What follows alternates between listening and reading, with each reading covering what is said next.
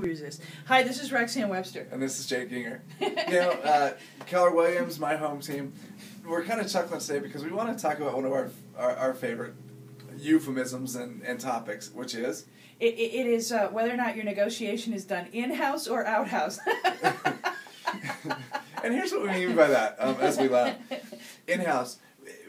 One of the best ways to have a negotiation done is what we call in-house. And what that means is that the agent themselves has a direct supervised relationship, meaning a W-2 employee that they've hired that works directly for them to handle these negotiations and these transactions for them. Now, if you recall last week, we said that whenever you're looking at doing a short sale and getting it negotiated, you want to be asking 3 questions of the agent who is doing this regarding the negotiating party, the person who's actually talking to the bank and making this, getting this short sale to completion.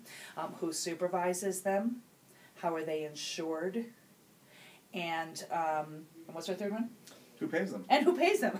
We like right? that. So when we examine the in-house negotiation model, supervision is done by the agent. Done by the licensed agent. Right?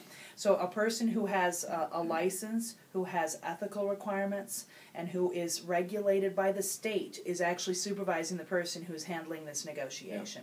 Yeah. When we look at who pays them, in this case it's a direct compensation model by the agent.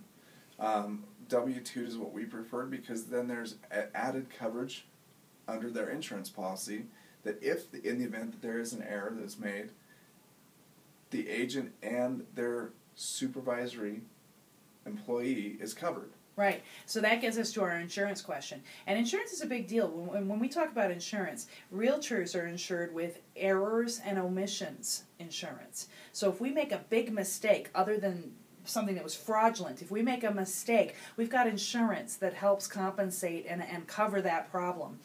When you're dealing with an outhouse negotiator, we're not sure who insures that person. So if our person makes a mistake on your short sale, we've got insurance to help us with that.